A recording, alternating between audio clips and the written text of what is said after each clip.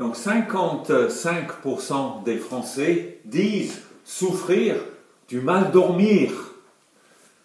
Et donc je ne sais pas si vous dormez bien vous. Mais aujourd'hui, j'aimerais proposer une solution pour bien dormir.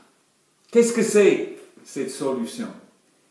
Il faut aller au lit avec une épée. Aller au lit avec une épée? Mais qu'est-ce qu'il veut dire ce gars? Voilà, je vais vous partager un verset dans le Cantique des Cantiques. Et c'est au sujet du roi Salomon. Et donc ça se trouve dans le chapitre 3. Et nous lisons « Tous sont armés de l'épée, exercés au combat.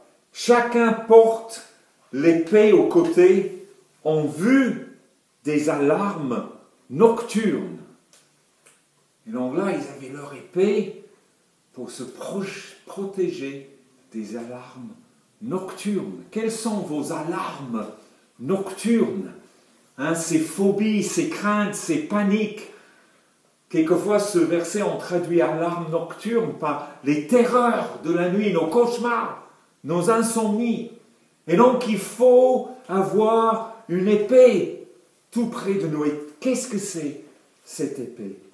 Cette épée, on peut voir dans le Nouveau Testament, c'est l'apôtre Paul qui écrit en Éphésiens, et lui, il définit bien cette épée. Il dit, Éphésiens 6, verset 17, « Prenez aussi le casque du salut et l'épée de l'Esprit, qui est la parole de Dieu. » L'épée de l'Esprit, qui est la parole de Dieu. Et plus tard, l'auteur des Hébreux, en chapitre 4, dit la même chose. 4.12, « Car la parole de Dieu est vivante et efficace, plus acérée qu'aucune épée à double tranchant. Elle pénètre jusqu'à la division de l'âme et de l'esprit, des jointures et des moelles, et les juge des sentiments et des pensées du cœur. » Et donc on a besoin d'avoir cette épée à double tranchant. C'est intéressant, double tranchant. C'est, en grec, ça veut dire une épée à deux bouches, de stomato. Et il y a deux mots en grec pour parole. Rhéma, ça c'est le rhéma de l'esprit, la parole de Dieu, le rhéma en Éphésiens. Et ici en hébreu, on dit logos, logos. Et le logos, c'est toute l'idéologie de la parole. Et le rhéma, c'est un peu ces paroles qui vous touchent comme esprit et vie. On peut utiliser l'image d'un puits. Peut-être le logos, c'est toute l'eau, toute l'entièreté de l'eau en bas du puits. Et le rhéma, c'est un peu le seau qui entre dans l'eau et on boit. Et donc le rhéma, c'est cette parole qui nous touche. Et nous avons besoin quelquefois d'avoir cette parole qui nous touche. Nous avons besoin aussi de connaître toute l'idéologie, d'être imprégné de tout le logos, de toute l'idée de Dieu. Et donc je termine avec tout cela. Et en Colossiens, chapitre 3, verset 16, nous lisons que la parole du Christ habite en vous avec sa richesse.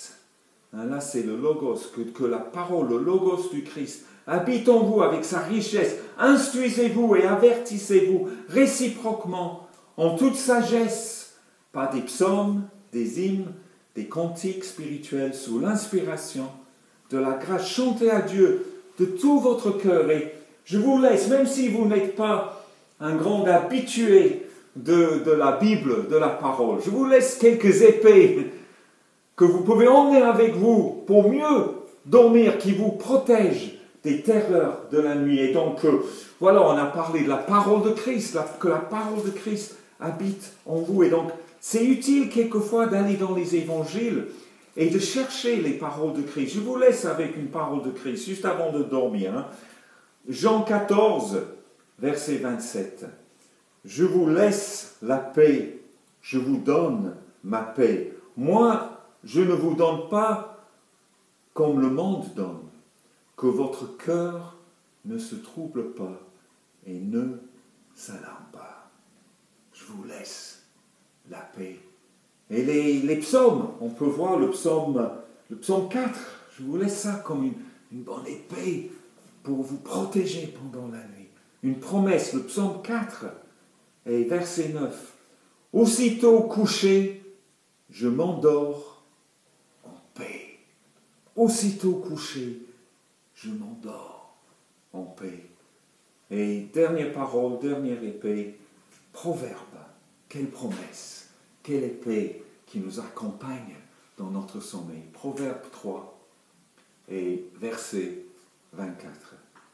Si tu te couches, tu ne seras pas terrifié. Et quand tu seras couché, ton sommeil sera